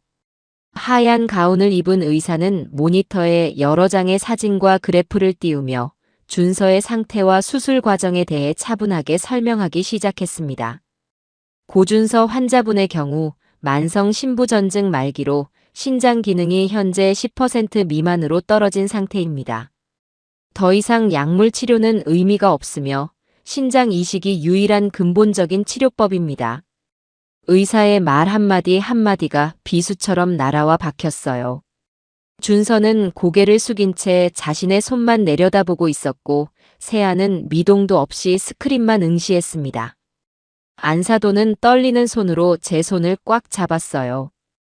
기증자인 이세아님은 다행히 혈액형과 조직적 합성 검사에서 높은 일치율을 보이셨습니다.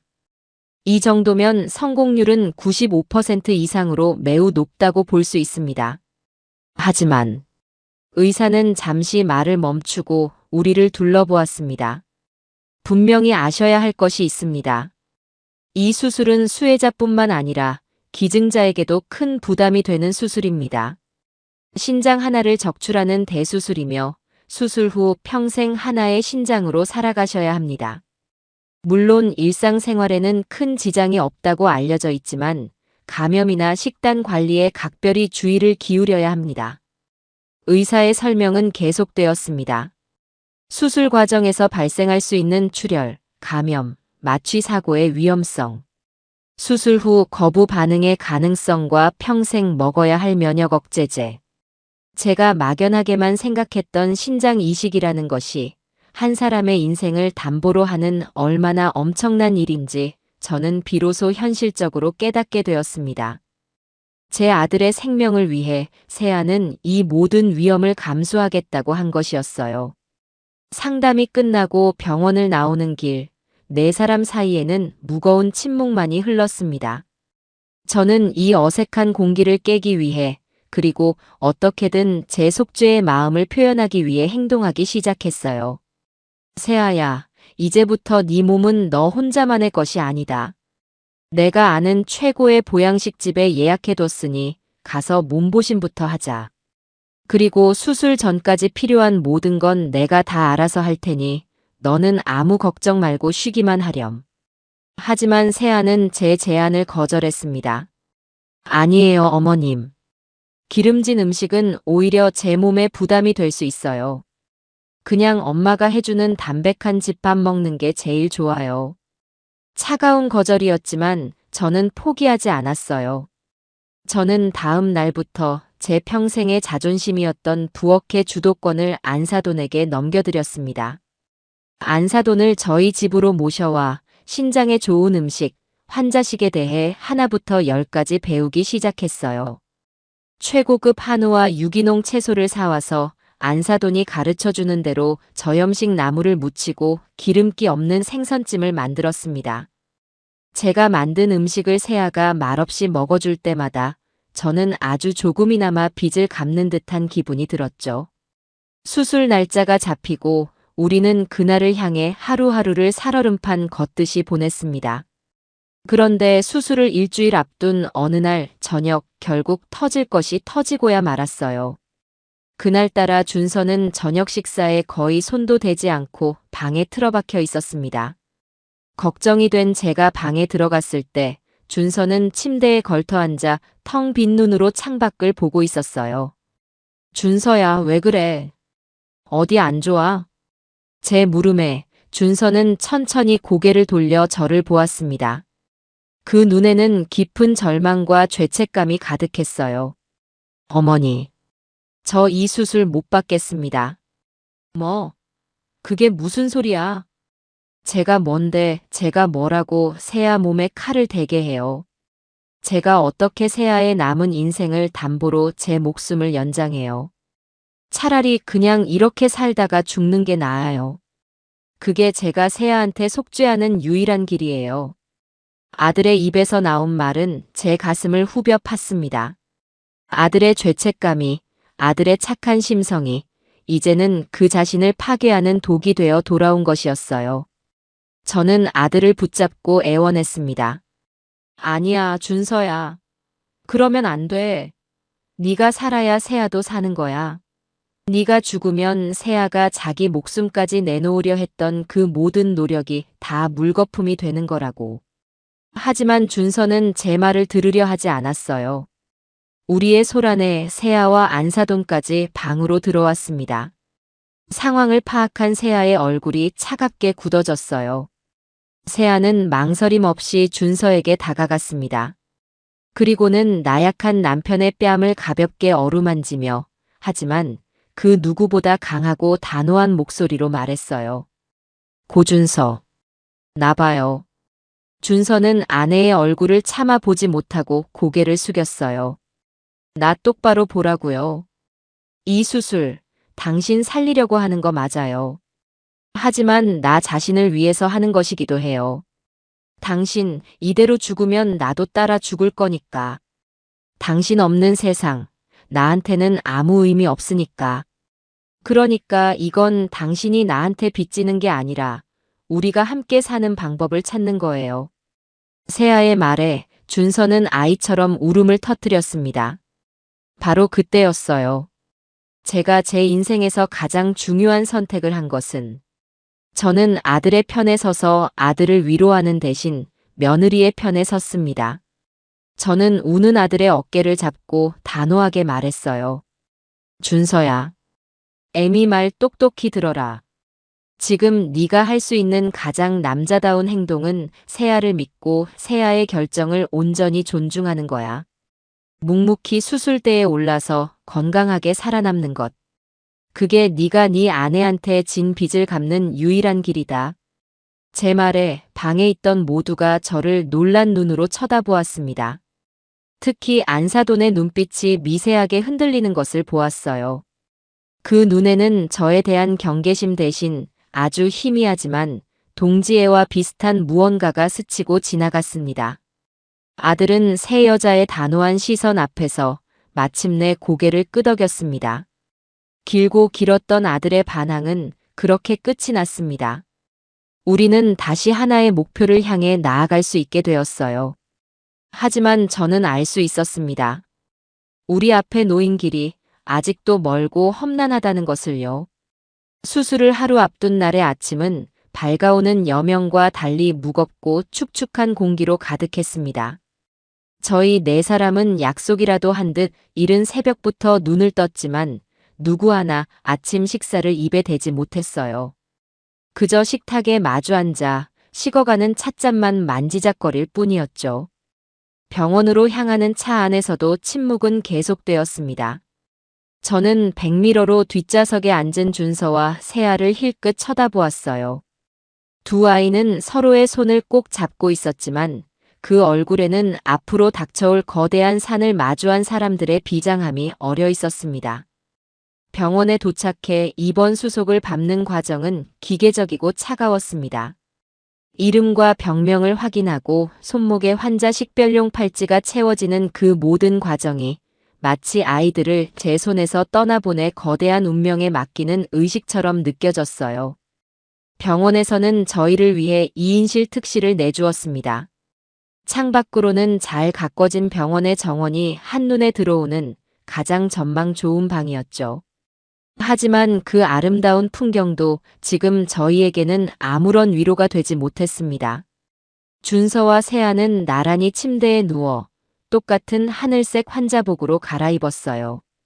부부라는 이름으로 한평생을 약속한 아이들이 이제는 기증자와 수혜자라는 기막힌 이름표를 달고 한나란시의 수술대에 오르는구나. 그 서늘한 현실이 다시 한번 제 가슴을 세게 쳤습니다. 저는 두 아이가 조금이라도 편하게 지낼 수 있도록 집에서 일부러 챙겨온 푹신한 거위털 베개와 이불을 정리했어요. 건조한 병실 공기가 아이들의 목에 안 좋을까 싶어 가습기를 틀고 온도를 맞추는 등 잠시도 쉬지 않고 분주하게 움직였습니다. 제 부산스러움은 사실 가만히 있으면 금방이라도 터져 나올 것 같은 제 안의 불안감을 잠재우기 위한 필사적인 몸부림이었죠. 반면 안사도는 창가 의자에 묵묵히 앉아 두 아이의 얼굴을 번갈아 보기만 할 뿐이었습니다. 그 얼굴에는 제가 감히 헤아릴 수 없는 자식을 사지로 보내는 어미만이 가질 수 있는 깊고 처연한 근심이 강물처럼 흐르고 있었어요. 그렇게 위태롭고 어색한 평화가 감돌던 병실에 초대받지 않은 불청객이 들이닥친 것은 점심시간이 조금 지났을 무렵이었습니다. 어머, 형님. 내가 너무 늦었죠? 우리 준서 수술한다는데 이 이모가 그냥 있을 수 있어야지. 요란한 목소리와 함께 병실 문을 활짝 열고 들어온 사람은 제 하나뿐인 동생 강수진이었어요. 동생은 어릴 적부터 제 아들 준서를 유난히 예뻐했지만 평소에도 날카로운 가시가 돋친 말로 제 속을 긁어놓기 일쑤였습니다. 특히 가세가 기운 집안의 딸인 세아를 근본 없는 애라며 대놓고 무시하던 사람이었기에 동생의 등장은 제게 반가움보다는 불길함을 안겨주었죠. 수지는 병실 분위기와는 어울리지도 않게 화려한 명품 옷을 차려입고 병문안 선물이라기엔 너무나 거대한 수입 과일 바구니를 병실 테이블에 보란듯이 내려놓았어요. 그리고는 환자복을 입고 누워있는 세아를 위아래로 훑어보았습니다. 그 시선에는 걱정이나 위로가 아닌 마치 물건을 감정하는 듯한 냉정한 평가가 담겨 있었어요. 아이고, 우리 세아가 정말 큰일 하네. 보통 정성이나 보통 각오로는 하기 힘든 결정인데. 정말 대단하다, 대단해. 그 과장된 말투에는 진심 어린 칭찬보다는 무언가를 떠보고 비꼬는 듯한 의심이 가득했습니다. 저는 동생의 저희를 단번에 알아채고 얼굴이 싸늘하게 굳어졌어요. 아니나 다를까 동생은 저를 병실 밖 복도로 끌어냈습니다. 그리고는 오가는 간호사와 환자들을 한번 휙 둘러보더니 목소리를 낮춰 제게 뱀처럼 속삭이기 시작했어요. 언니, 제정신이야? 저 애가 저렇게 순순히 자기 신장을 내놓는다는 게 상식적으로 말이 된다고 생각해? 분명 무슨 꿍꿍이가 있는 거야. 내가 어젯밤에 곰곰이 생각해봤는데 아무래도 이상해. 수진아, 그만해. 아니, 내 말이 틀려. 세상에 어떤 여자가 자기 몸에 칼 대가면서까지 시댁을 위해 이런 엄청난 희생을 하냐고. 그러다 나중에 장기매매니 뭐니 흉한 소문이라도 나봐. 우리 준서 앞길 형님네 집안 다 끝장나는 거야. 언니 지금 저 애한테 단단히 홀려서 앞뒤분간이 안 되는 거 아니야? 동생의 입에서 쏟아지는 말들은 하나하나가 날카롭게 벼려진 독이 든 비수였습니다. 제 마음의 가장 약한 부분, 평생을 지키려 애썼던 세상의 시선과 체면을 중시하는 저의 속물근성을 정확히 꿰뚫고 있었죠. 순간 제 마음이 아주 잠깐 정말 아주 잠깐 흔들렸던 것을 부정할 수 없습니다. 그래, 동생의 말처럼 이건 너무나 비현실적인 희생이야. 하지만 저는 곧 정신을 차렸어요. 제 눈앞에는 며느리의 숭고한 희생을 의심하는 동생의 추악한 얼굴과 자신을 희생해 제 아들을 살리려는 며느리의 성스러운 얼굴이 겹쳐 보였습니다. 저는 더 이상 과거의 남의 시선에 얽매여 살던 강수미가 아니었어요. 저는 동생의 팔을 거칠게 뿌리쳤습니다.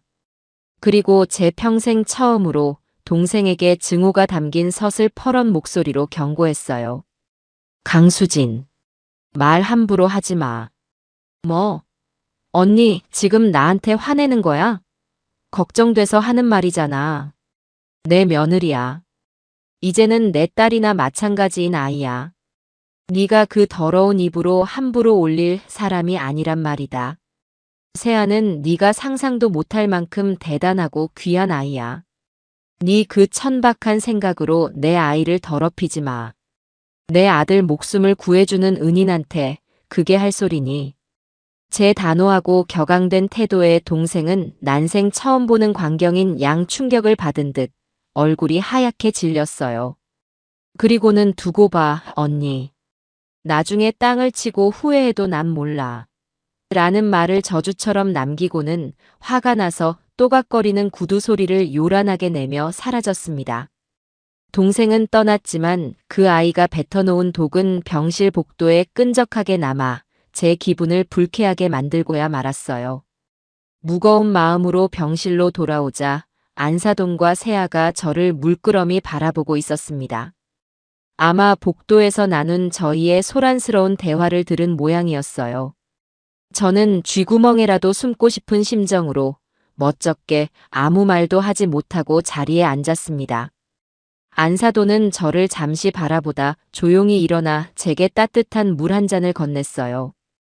그 작은 행동 하나에 저는 당신 마음을 안다는 무언의 위로를 느꼈습니다. 그날 오후는 그렇게 위태로운 연대감 속에서 흘러갔습니다. 그리고 마침내 운명의 밤이 찾아왔습니다. 수술을 앞두고 준서와 세아는 금식을 시작했어요. 저녁 햇살이 길게 병실 안으로 스며들고 세상은 고요해졌습니다. 저와 안사돈은 두 아이의 침대 곁에 나란히 앉아 차가워진 아이들의 손을 잡고 아무 말 없이 그저 기도만 했습니다. 부디 이 가혹한 운명의 밤이 무사히 지나고 내일 아침 두 아이가 건강하게 수술을 마치고 다시 만날 수 있게 해달라고요. 바로 그때였습니다. 병실 문이 아주 조용히 열리고 담당 교수와 수간호사가 들어온 것은 평소에 그들과는 다른 어딘지 모르게 무겁고 심각한 표정이었습니다. 제 심장이 쿵 하고 바닥으로 떨어졌어요. 애써 억누르고 있던 불길한 예감이 순식간에 온몸을 휘감았습니다. 담당 교수는 우리 앞에 서서 입을 떼기 힘든 사람처럼 한참을 망설였습니다. 그 침묵의 시간 동안 저는 제 숨소리조차 들리지 않는 것 같았어요. 마침내 교수는 제 남은 인생을 절망의 구렁텅이로 밀어넣는 말을 내뱉었습니다. 보호자분들 드릴 말씀이 있습니다. 방금 전 이세아님 수술 전 마지막 혈액 검사 결과가 나왔는데 예상치 못한 문제가 발견되었습니다. 문제가 발견되다니요? 그게 무슨 말씀이십니까, 교수님? 제가 다급하게 거의 비명처럼 물었어요. 혈액에서 급성 감염으로 의심되는 높은 수치의 염증 반응이 발견되었습니다. 신체적인 다른 이상은 없는데 이런 결과가 나온 것으로 보아 아마도 극심한 정신적 스트레스로 인해 면역력이 급격히 저하된 것으로 보입니다. 이 상태로는 기증자인 이세아님의 안전을 절대 보장할 수 없습니다. 교수는 사형 선고를 내리듯 마지막 말을 차갑게 뱉었습니다. 정말 죄송하지만 내일 오전에 예정되었던 수술은 현재로서는 무기한 연기해야 합니다. 그 말을 끝으로 병실의 모든 소리가 사라졌습니다. 세상의 시간이 멈춘 것 같았어요. 안사돈이 아이고 하며 안타까워하는 소리, 준서가 절망적으로 숨을 들이켜는 소리, 그리고 세아의 얼굴이 믿을 수 없다는 듯 하얗게 굳어가는 모습. 그 모든 것이 아주 느린 화면처럼 보였습니다. 간신히, 정말 간신히 지옥의 강을 건너와 붙잡았던 희망이라는 이름의 끈이 제 눈앞에서 너무나도 가차없이 그리고 허무하게 끊어지고 있었습니다. 교수가 남기고 간 수술 무기한 연기라는 말은 병실의 공기를 고체로 만들어버린 듯 했습니다. 그 말은 소리가 아니라 형체를 가진 거대한 얼음덩이가 되어 제 심장 한가운데에 박혔어요. 숨을 쉴 수가 없었습니다. 차라리 지금 이 자리에서 심장이 멎어버렸으면 좋겠다고 저는 진심으로 바랐습니다. 제 과거의 죄악이 시차를 두고 날아와 가장 잔인한 방식으로 제 아이들의 목숨을 위협하고 있었으니까요. 그것은 신의 형벌이었습니다. 피할 수도 대항할 수도 없는 완벽하게 계획된 형벌이었죠. 가장 먼저 반응한 것은 소리가 아닌 움직임이었습니다. 아들 준서가 아주 천천히 삐걱거리는 낡은 기계처럼 몸을 돌려 벽을 향해 돌아 누웠습니다. 그 어떤 말도 탄식도 원망의 몸짓도 없었어요. 그저 살아있는 모든 것으로부터 자신을 완벽하게 차단하고 스스로를 살아있는 관 속에 가두어 버리는 행위였습니다. 그 고요한 절망이 수천 개의 비수가 되어 제 심장을 헤집는 것보다 더 고통스러웠어요. 세아는 두 눈을 질끈 감았습니다. 그 창백한 얼굴 위로 굵은 눈물 방울이 소리 없이 흘러내려 턱 끝에 매달렸다가 툭 하고 하얀 시트 위로 떨어졌습니다. 그 작은 소리가 마치 거대한 댐이 무너지는 전조처럼 제게는 들렸어요. 안사도는 두 손으로 자신의 입을 틀어막고 있었습니다. 딸에게조차 위로의 말을 건넬 수 없는 어미의 비통함이 그 가녀린 어깨를 산처럼 무겁게 짓누르고 있었죠. 그날 이후 준서는 서서히 하지만 확실하게 자신을 파괴하기 시작했습니다. 살아있는 시체처럼 그저 침대에 누워 천장에 무늬만 셀 뿐이었어요. 제가 밤새워 끓여간 미음에도 안사돈이 정성껏 갈아 만든 과일즙에도 입 한 번 대지 않았습니다. 준서야, 제발 뭐라도 좀 먹어야 기운을 차리지. 응. 제가 눈물로 애원하자 준서는 텅 빈 눈으로 저를 돌아보며 말했어요. 어머니, 제가 왜 기운을 차려야 하죠? 기운 차려서 뭘 하라고요? 저는 이제 아무것도 할 수 있는 게 없어요. 아무것도. 그 목소리는 너무나 공허해서 메아리조차 없는 깊은 동굴에서 울려오는 소리 같았습니다. 며칠이 지나자 아들의 몸은 눈에 띄게 쇠약해졌어요. 핏기 가신 얼굴은 밀랍 인형 같았고 팔다리는 앙상한 나뭇가지처럼 변해갔습니다. 급기야 자신의 생명줄이나 다름없는 혈액투석마저 거부하기에 이르렀습니다. 의사와 간호사들이 달려와 준서를 설득하기 시작했어요. 환자분, 이러시면 정말 위험합니다. 지금 투석을 걸으시면 요독 수치가 급격히 올라서 생명이 위태로워져요. 하지만 준서는 그 모든 말을 마치 다른 세상의 언어처럼 들을 뿐이었습니다. 상관없습니다. 그냥 이대로 가게 내버려 두세요. 그게 모두를 위한 길입니다. 그 말을 듣는 순간 저는 온몸에 힘이 빠져나가며 그 자리에 주저앉고 말았습니다. 제 아들이 제 눈앞에서 스스로 죽음을 선택하고 있었어요. 제가 할 수 있는 것은 아무것도 없었습니다. 제가 쌓아올린 부도, 제가 평생 일궈온 사회적 지위도 죽음의 문턱에 선 아들 앞에서는 한낱 종이 쪼가리에 불과했어요. 바로 그때였습니다. 그 지옥 같은 상황을 침묵 속에서 지켜보던 안사돈이 마침내 폭발한 것은 안사돈은 저를 향해 성큼성큼 걸어왔습니다. 그 눈에는 더 이상 슬픔이 없었어요. 오직 시뻘건 불꽃 같은 분노만이 타오르고 있었죠. 안사돈은 제 멱살이라도 잡을 것처럼 제 앞에 다가와 제 눈을 똑바로 쏘아보며 울부짖었습니다. 보시오, 사부인. 당신이 만든 결과를 똑똑히 보란 말이오. 안사돈의 손가락은 죽어가고 있는 준서와 그 옆에서 함께 말라가고 있는 세아를 번갈아 가리켰습니다. 당신 아들만 자식이고 내 딸은 뭣도 아니란 말이오. 내 딸이 저렇게 아픈데 당신 아들은 죽겠다고 저러고 자빠졌고. 이게 다 당신이 만든 지옥이야. 당신이 처음부터 내 딸을 먼지만큼이라도 귀하게 여겼더라면 애가 저렇게 마음고생에 몸까지 상하지는 않았을 거라고.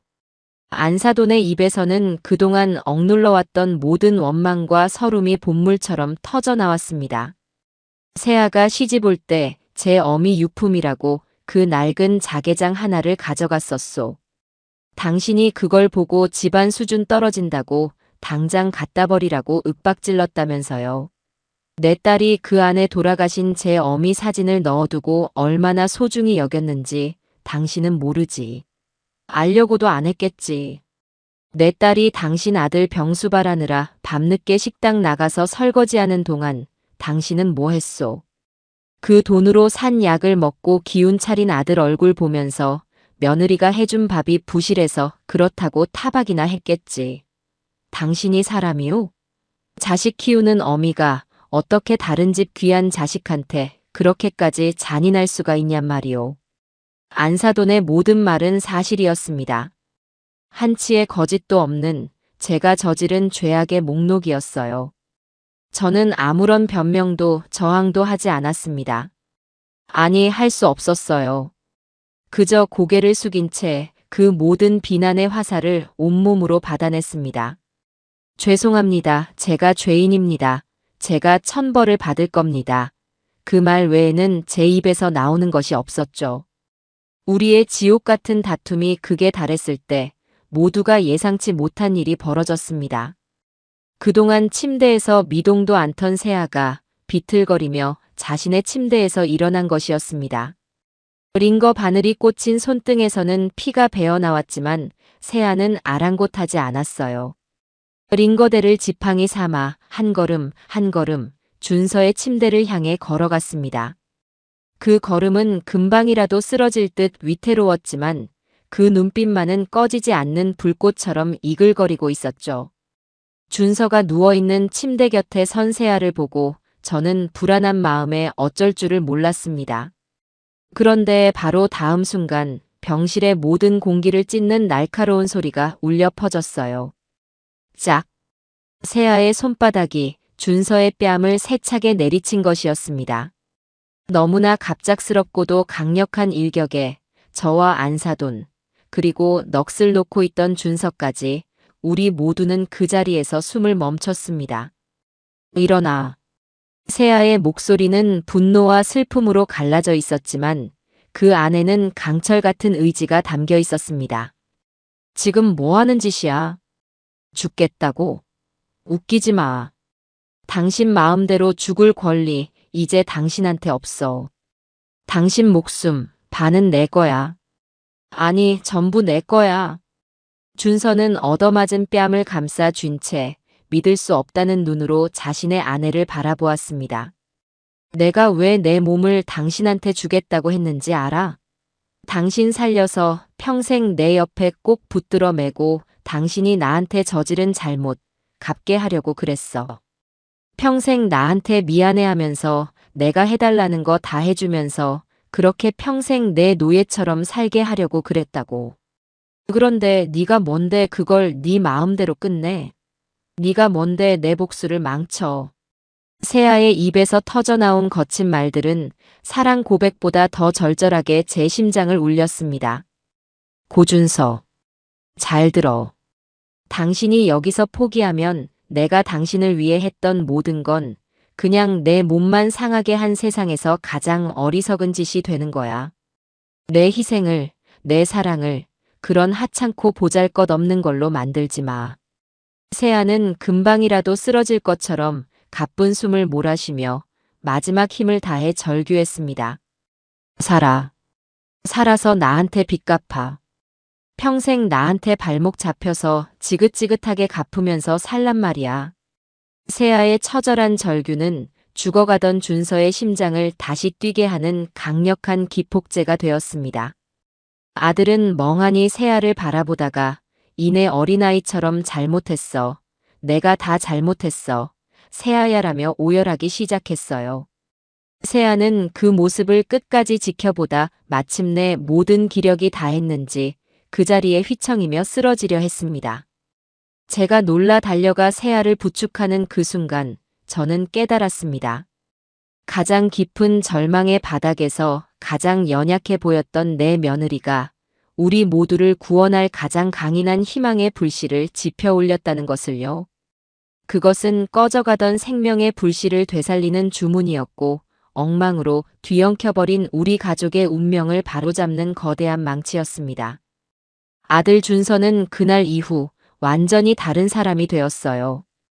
더 이상 죽음을 입에 담지 않았고 묵묵히 의사의 지시에 따라 모든 치료를 받았습니다. 그의 눈에는 더 이상 공허한 절망 대신 아내에 대한 끝없는 미안함과 어떻게든 살아남아야겠다는 단단한 결의가 자리 잡고 있었죠. 더욱 놀라운 일은 세아의 몸에서 일어났습니다. 마치 준서의 삶의 의지의 동기화라도 된 듯 세아의 몸도 거짓말처럼 빠르게 회복되기 시작했어요. 며칠간 강력한 항생제 치료를 받은 결과 하늘 높은 줄 모르고 치솟았던 혈액의 염증 수치가 기적처럼 정상 범위로 돌아온 겁니다. 담당 교수는 의학적으로 설명하기 힘든 일이라며 두 분의 정신력이 서로에게 영향을 미친 것 같다고 혀를 내둘렀죠. 한 사람이 살고자 하니 다른 한 사람도 살아나는 생명의 신비로운 공명을 저희는 눈앞에서 목격하고 있었습니다. 절망의 먹구름이 거친 병실에는 아주 조심스럽고도 따뜻한 희망의 햇살이 다시 스며들기 시작했어요. 그리고 그 햇살 아래서 저와 안사돈의 관계에도 결정적인 변화가 찾아왔습니다. 그날 제게 모든 분노를 쏟아냈던 안사돈은 며칠 뒤 제가 아이들 죽을 쓰고 있는 휴게실로 조용히 다가왔습니다. 그리고는 제 옆에 나란히 앉아 한참 동안 말없이 제 손을 바라보다가 힘겹게 입을 열었어요. 사부인. 그날은 내가 정말 제정신이 아니었어요. 아무리 속이 상해도 사람 뺨을 때리고 그런 막말을 하면 안 되는 거였는데 내 평생 사람한테 그렇게 못되게 굴어본 건 처음이었소. 부디 용서하세요. 저는 끓이던 죽 냄비를 내려놓고 고개를 저으며 안사돈의 손을 마주 잡았습니다.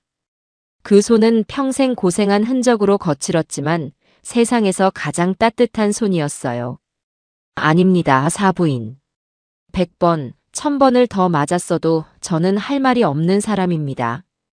오히려 그때 저를 때려주셔서 제정신을 차리게 해주셔서 제가 더 감사합니다. 제가 그동안 얼마나 큰 죄를 짓고 살았는지 사부인 덕분에 제 머리가 아니라 제 몸으로 깨닫게 되었습니다. 사부인. 그리고 저를 용서하지 마세요.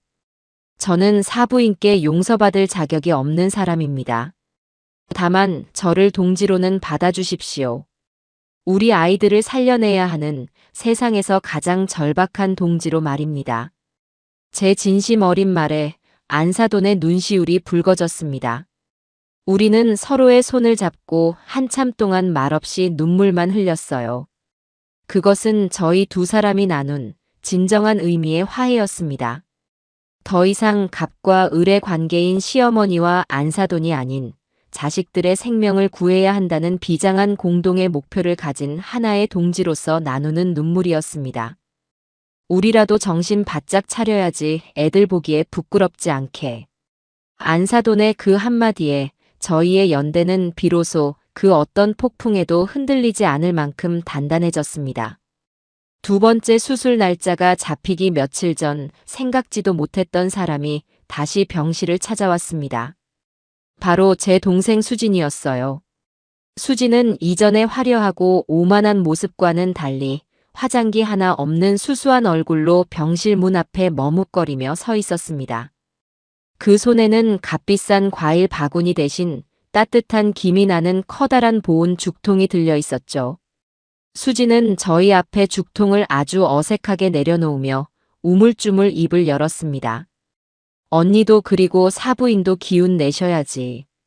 이건 내가 어젯밤에 시장 가서 제일 좋은 전복으로 사다가 밤새 직접 쑤어온 전복죽이야. 그리고는 제 곁에 다가와 모기만 한 목소리로 속삭였어요. 언니, 내가 지난번에 와서 정말 못할 말을 했어. 내가 생각이 짧았어. 미안해.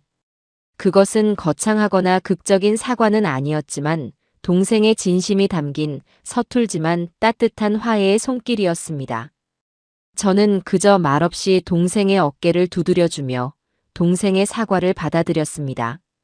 제 가족의 일그러졌던 마지막 조각이 제자리를 찾아가는 순간이었어요. 마침내 운명의 두 번째 수술 날짜가 잡혔습니다. 다시 찾아온 수술 당일 아침, 우리는 이전과는 완전히 다른 분위기 속에서 그 시간을 맞이했습니다. 불안과 공포 대신 차분하고 단단한 결의가 병실을 감싸고 있었죠. 준서와 세아는 수술실로 들어가는 이동 침대에 나란히 누워 서로를 보며 이전보다 훨씬 더 편안하고 깊은 미소를 지어 보였습니다. 그 미소는 잘하고 오겠다는, 살아서 반드시 다시 만나자는 흔들림 없는 약속이었습니다. 준서야, 세아야. 사랑한다. 내 아들, 내 딸. 정말 사랑한다. 제 입에서 제가 평생 단 한 번도 제 자식에게 직접 해본 적 없는 그 말이 너무나도 자연스럽게 흘러나왔습니다. 두 아이의 눈이 동그래졌다가 이내 행복한 눈물로 그렁거렸어요. 수술실 문이 닫히고 길고 긴 기다림의 시간이 다시 시작되었습니다. 저와 안사돈, 그리고 동생 수진까지. 우리 세 여자는 수술실 앞 복도 의자에 나란히 앉아 서로의 손을 꼭 잡고 시간을 보냈습니다. 이번에는 초조한 침묵 대신 서로의 체온을 나누며 묵묵히 기도하는 시간이었습니다. 저는 지난 세월을 떠올렸습니다. 아들을 향한 저의 맹목적인 사랑과 집착, 며느리를 향한 저의 잔인했던 말과 행동들. 그 모든 과오들이 파노라마처럼 스쳐 지나갔어요. 저는 눈을 감고 간절히 기도했습니다. 제 모든 것을 다 가져가셔도 좋으니 제발 저 아이들의 생명만은 거두어가지 말아 달라고요. 시간은 더디게, 정말 더디게 흘러갔습니다.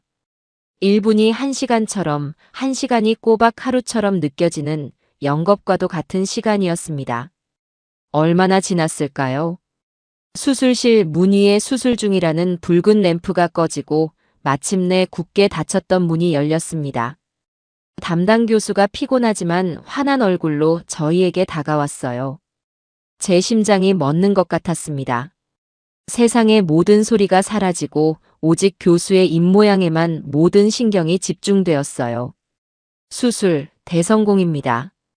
그 한마디에 우리 세 사람은 서로를 부둥켜 안고 목 놓아 울음을 터뜨렸습니다. 감사합니다. 정말 감사합니다, 교수님.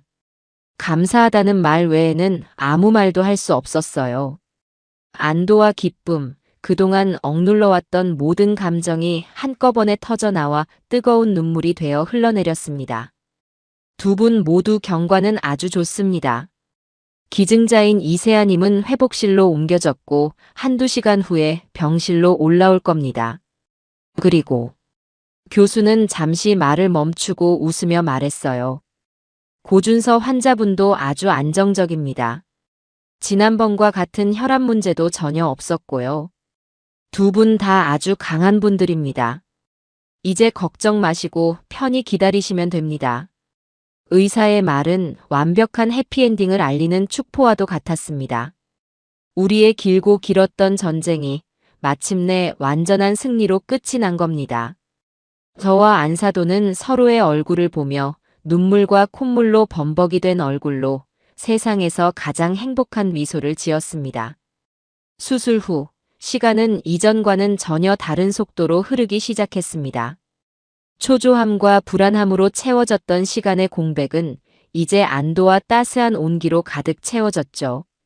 중환자실을 거칠 필요도 없이 일반 병실로 돌아온 준서와 그 옆 병실에 나란히 누운 세아.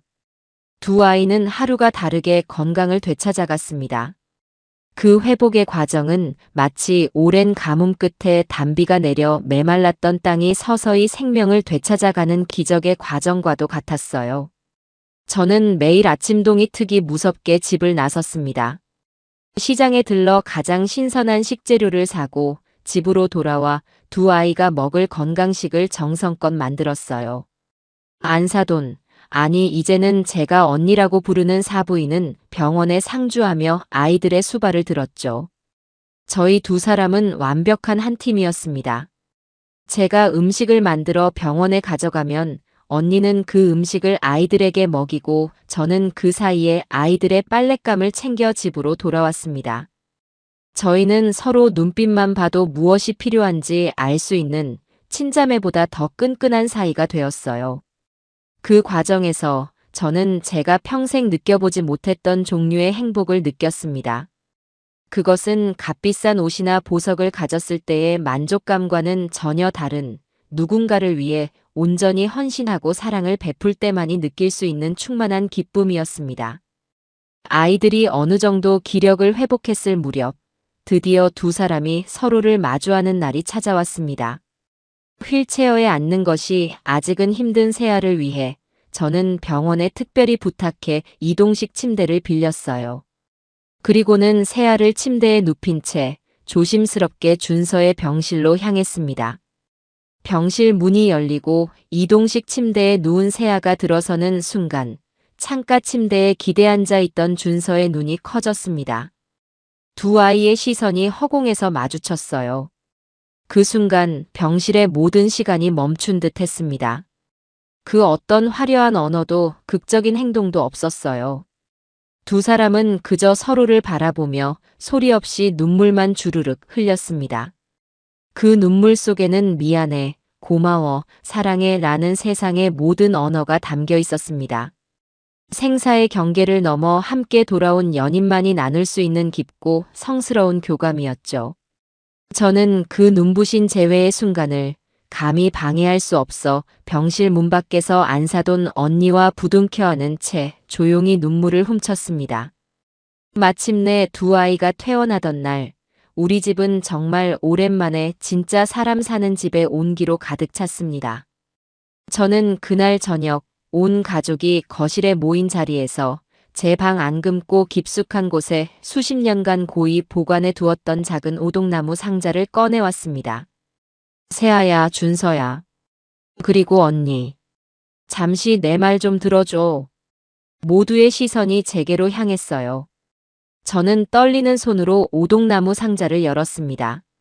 그 안에는 손때가 묻어 반질반질해진 낡은 비취 옥반지 하나가 고운 비단 위에 놓여 있었습니다. 그것은 제가 시집 올 때 저희 시어머니께서 이게 우리 집안의 뿌리다라며 제 손에 끼워주셨던 반지였고, 그 시어머니는 또 당신의 어머니에게서 물려받았던 우리 집안의 역사와 정신이 담긴 유일한 가보였습니다. 저는 세아의 앞에 다가가 그 아이의 손을 잡고 망설임 없이 한쪽 무릎을 꿇었습니다. 어머니, 또 왜 이러세요? 제발 일어나세요. 세아와 준서가 기겁하며 저를 일으키려 했지만 저는 단호하게 고개를 저었어요. 이것은 제가 제 자신에게 내리는 마지막 속죄의 의식이었습니다. 세아야, 한 집안의 안주인이 된다는 것은 그저 호의호식하며 집안을 다스리는 사람이 된다는 뜻이 아니었단다. 집안의 어른을 공경하고 남편을 살뜰히 보살피며 가장 중요하게는 그 어떤 비바람이 몰아쳐도 묵묵히 가족을 지켜내는 뿌리 깊은 나무가 되어야 한다는 뜻이었어. 나는 그 역할을 제대로 해내지 못한 아주 이기적이고 못난 어미였다. 저는 세아의 왼쪽 약지 손가락에 차갑지만 영롱한 빛을 내는 옥반지를 조심스럽게 끼워주었습니다. 이제부터 이 집의 기둥, 이 집의 진짜 주인은 너다, 세아야. 이 어리석고 못난 시어미는 이제 네 뒤에서 조용히 너를 돕고 응원하며 살아갈 뿐이다. 부디 이 집안을, 그리고 내 아들 준서를 잘 부탁한다. 제 진심 어린 고백에 세아의 눈에서 다시 한번 굵은 눈물이 툭 하고 떨어졌습니다. 세아는 더 이상 저를 밀어내지 않았어요. 저를 따뜻하게 부축해 일으켜주며 제 품에 와락 안겨 한참을 어린아이처럼 서럽게 울었습니다. 그것은 우리 두 사람이 나눈 길고 길었던 상처와 오해를 완전히 씻어내는 진정한 화해와 용서의 눈물이었습니다. 그로부터 1년이라는 시간이 흘렀습니다. 우리 집에는 많은 것이 변했어요. 가장 큰 변화는 더 이상 저의 날카로운 잔소리 대신 온 가족의 화목한 웃음소리가 집안을 가득 채운다는 것이었습니다. 건강을 완전히 되찾은 준서는 이제 아내를 세상에서 가장 귀한 보물처럼 아끼고 사랑해주는 든든한 남편이 되었습니다. 주말이면 저를 대신해 서툰 솜씨로나마 주방에 들어가 아내가 좋아하는 파스타를 만들기도 하죠. 세아는 그런 남편을 보며 세상에서 가장 행복한 미소를 짓고 저는 그런 아이들을 보며 더 없는 충만함에 젖어들곤 합니다. 오늘 같은 주말 오후면 우리는 모두 거실에 모여 각자의 시간을 보냅니다. 저는 뜨개질을 하고 이제는 저와 한 집에 살며 친자매처럼 지내는 언니는 제게 다정하게 술을 놓는 법을 가르쳐줘요. 준서는 아내의 무릎을 베고 누워 책을 읽고 세아는 그런 남편의 머리카락을 부드럽게 쓰다듬어 줍니다. 아이는 없지만 저희는 그 누구보다 완벽하고도 행복한 가족이 되었습니다. 저는 문득 뜨개질을 멈추고 이 평화롭고도 눈부신 거실의 풍경을 바라보았습니다. 창밖으로 쏟아지는 따스한 가을 햇살이 아이들의 행복한 웃음 위로 금가루처럼 쏟아져 내리고 있었어요. 사람들은 기적을 아주 특별하고 거창한 것이라 말하지만 제게 기적은 바로 이 저녁의 평범하고도 소중한 풍경이었습니다. 우리는 서로의 심장을 겨누었던 그 차갑고 어두운 자리에서 서로의 심장을 기꺼이 나누어 주었고 마침내 진짜 가족이라는 이름의 눈부신 기적이 되었어요. 제 길고 혹독했던 겨울은 그렇게 비로소 영원한 끝을 고하고 따뜻한 봄을 맞이하고 있습니다.